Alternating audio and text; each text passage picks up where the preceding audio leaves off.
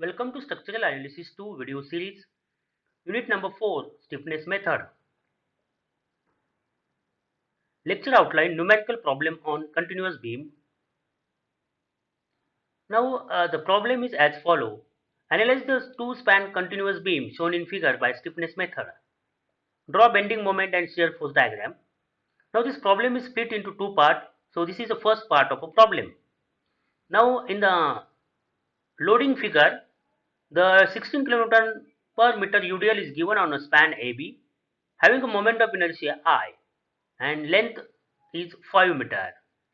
BC span is of 4 meter, moment of inertia is 1.5 I and 30 kN load acting at a distance of 3 meter from B support and 1 meter from a C support. Now let's talk about the support. At A there is a fixed support, at B and C there are roller support. Now this problem we have to solve by stiffness method. Same problem we solved before this by the different method by using slope deflection method or moment distribution method. So same problem is taken here for the stiffness method. So we can match our answers. Now the solution is as follow. The first step we have to find out degree of kinematic indeterminacy or degree of freedom. Now here at A the degree of freedom is 0 because the support is fixed support. At B there is roller support, so degree of freedom is 1, that is rotation. And at C again there is roller support, so degree of freedom is 1 and that is rotation. So the total degree of freedom is equal to 2, that is let's say theta B and theta C at B and C. Now assign the coordinate direction to the unknown displacement. So this one is a moment or rotation. So the clockwise, anti-clockwise rotation is we are going to treat as a positive. So whatever the degree of freedom, that means theta B and theta C, let assume they are in an anti-clockwise direction. That means we have to apply positive sign. In case of beam, we neglect the axial deformation. So this sign are not applicable here. So here again, let's say that d1 is equal to theta b and let assume it is in a anti-clockwise direction, and let's say d2 is equal to theta c and it is in an anti-clockwise direction, so positive sign for the both. Now let move ahead. Now in the next step, find out external force or moment acting in the coordinate direction. So our coordinate direction, that means degree of freedom at B and there is a degree of freedom at C. So these are the coordinates in term of rotation at B theta B and at C theta C. So whether there is any external force acting in the coordinate direction, that means in the theta B direction or in the theta C direction, that means where there is any moment acting at B and C, no, that means externally there is no any force acting in the coordinate direction. Okay, so that's why AD1 is equal to 0 and AD2 is equal to 0. No external force at B, that's why AD1 is equal to 0. No external force means moment at at C, that's why AD2 is equal to 0. Why B and C? Because our degree of freedom at B and at C. So in that direction, if there is any moment, external moment is given, then we have to put that value here. But in this case, in original structure, there is no such a external force acting in the coordinate direction. So that's why the values are 0 and 0.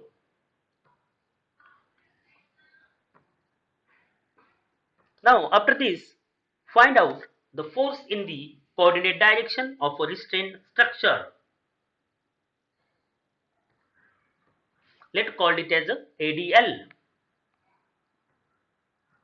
So to find out ADL, let's consider each span separately and find out fixed end moment at each end. So at A, fixed moment is anti-clockwise, and at B the fixed moment is clockwise. So for UDL, formula is WL square by 12.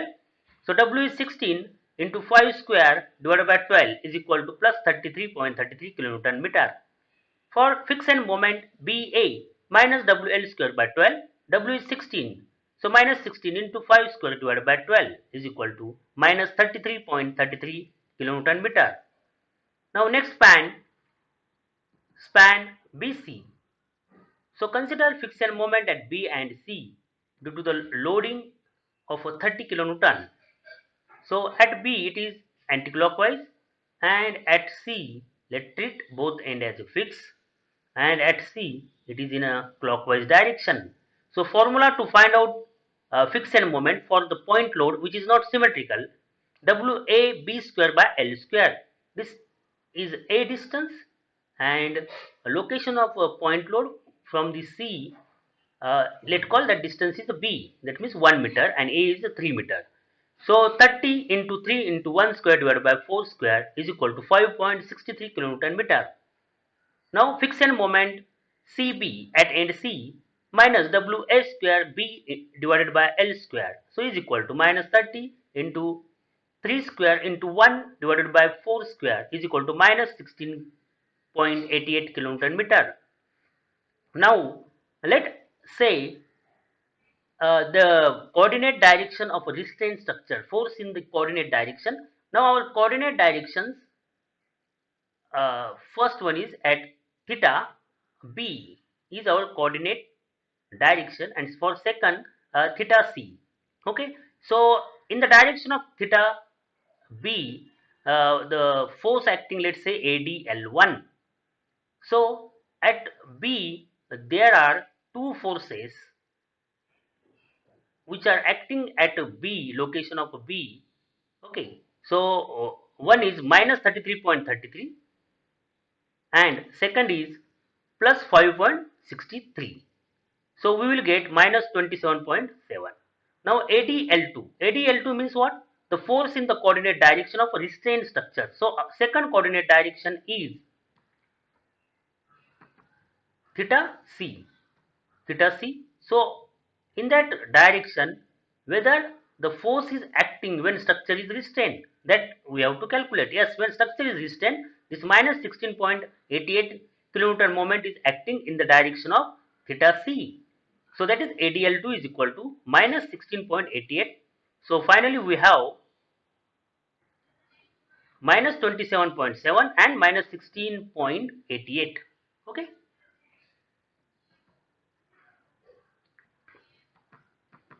Now let's move ahead. Now find out the stiffness matrix. So this one is our next step. To determine the stiffness matrix, let's say S, formed by the forces in the restrained structure subjected to unit value of D1. D1 means theta B, corresponding to the unknown displacement. Now let's say our stiffness matrix is S, and these are the coordinate of a stiffness matrix S11, S12, S21 and S22. Okay. So first let's find out the first column of a stiffness matrix. So how to find out first column? Now this matrix is of a 2 by 2. Why this matrix is of a 2 by 2? Because our unknowns are two. One is a theta B and theta C. So that's why the matrix is of a 2 by 2. Okay. So let's apply the unit rotation in the direction of a theta B. So by keeping the other side restrained. So keep these C and B fix or restrain and apply the unit rotation at B. Okay. So let's apply the unit rotation at B, keeping the far end fix. So let's say this one is we will get this output. So when apply the theta B is equal to 1.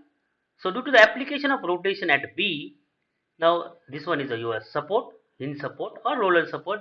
We have to apply the rotation at this B point. So theta B is equal to 1, and this theta B is equal to 1. That means here is S11. So force develops in the direction of 1 due to the application of unit rotation. So this one is a location of a first unknown, and this is a location of a second unknown. That means this is a location of a theta b, and this is a location of a theta c. Okay, so these two are the locations. So these locations are very important. Okay, one location and second location.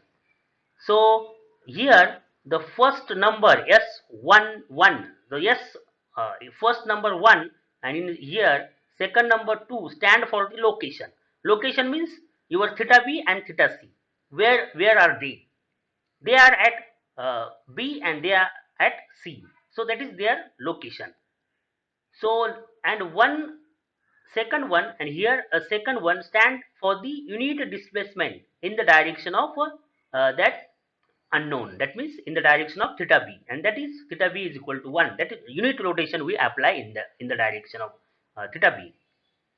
So let apply theta b is equal to 1. So force will be developed S11. Again, first one stand for location, and second one stand for this force application of unit force. So, and this member is BC. That's why BC.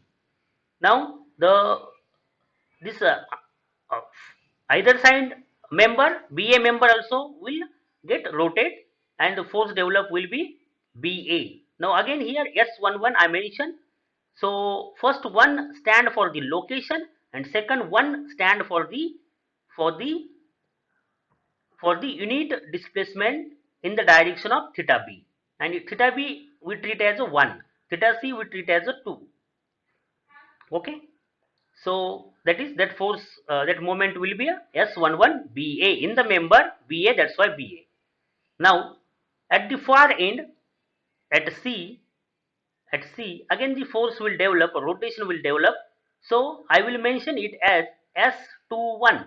Why 2? First 2 means location, and second number 1 stand for the unit displacement, where we apply the unit displacement at B, and B we call it as a first unknown. That's why that 1 is there, second 2 1. That's why 1 is there.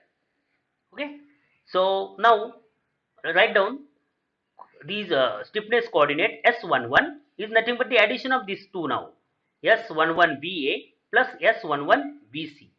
So this force developed as 4 EI by L, BA plus 4 EI by L.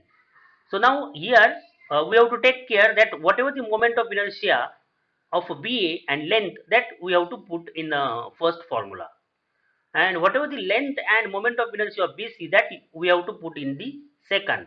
So that care we have to take. So let 4 EI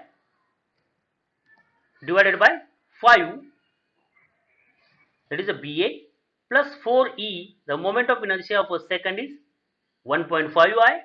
So 4E into 1.5 I divided by 4. So is equal to 2.3 EI. 2.3 EI. And at for S21 coordinate, S21 is equal to, the moment will be 2 EI by L. So that is for the beam BC. So I is for beam BC is 1.5 I. So is equal to 2E into 1.5 I divided by 4. So is equal to 0.75 EI. So this one is a, in this way we will get the first column of a stiffness matrix by applying the unit moment in, or unit rotation in the direction of a theta b. So again I repeat, this one stand for the first unknown, that means theta b, and this 2 stand for the where is the place of a second unknown, that is this is a place of a second unknown. Okay, so and second number 1 stand for the rotation, that is we applying at the for the unknown 1. So if I want to find out the coordinate, so I have to write down here 1, and here uh, at location 2, whatever the force developed, that is because of the rotation at 1. So here I have to write down 1. So that means this is a 1 stiffness coordinate, and I will get second stiffness coordinate at the location 2, that means 2 1. Okay.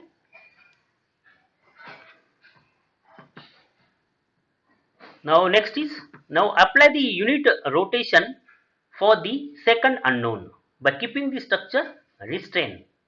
Okay, so let's say theta 2 is equal to theta c, and that let apply the unit rotation is equal to 1. Again the rotation will be applied in the direction of in anti-clockwise sense, that means positive sense. Okay, so here we mention that determine the stiffness matrix S formed by forces in the restrained structure subjected to unit value of d2 corresponding to the unknown displacement. Okay, so here is a, we will get second column of a matrix, second column of a matrix, that means S12 and S22. Again here 1 means what? 1 means location of a, location of a first unknown. Now here is a location of a second unknown, that is theta c, and here is a location of a first one theta b. Okay, now at 1, now we have to apply the unit rotation at d2 to do d2. So d2 is equal to theta c is equal to 1. Here let's say there is a unit rotation in the direction of anti-clockwise sense. So here I will mention 1. 1 means what? 1 stand for, again I repeat, 1 stand for this number, this is sorry 2. We apply the rotation for the unknown 2 because we taken this theta c as a 2. So theta c is equal to 1, that is unit rotation the for the unknown which is at a place of 2. So this is 2. This is a force where you are applying the force, that number. So here also you have to write down 2 because the unit rotation is applied at 2 for the unknown 2, that means theta c is equal to 1. So you will get your matrix now. So your coordinates are, you look here now, S12, S12, and here the coordinate is S22, S22. Okay. Now very simple, after application of rotation, what happen? There will be anti-clockwise moment will create, and let's say that coordinate is S22, CB, because this member is CB, and that moment will be a, that moment will be a 4 EI by L. So 4 EI, moment of inertia 1.5 I divided by 4 in, is equal to 1.5 EI, and at the far end the half moment will be carry over, and that will be a 2 EI by L, and member will remain same BC. So 2E, and now moment of inertia of BC is 1.5 I and length is 4, so we will get 0.75 EI. Okay, so in this way we calculate the coordinate for the second column of a stiffness matrix. Okay, by doing the rotation, applying the rotation for the theta c is equal to 1. Okay, now let we stop here, and remaining part we will continue in the next video.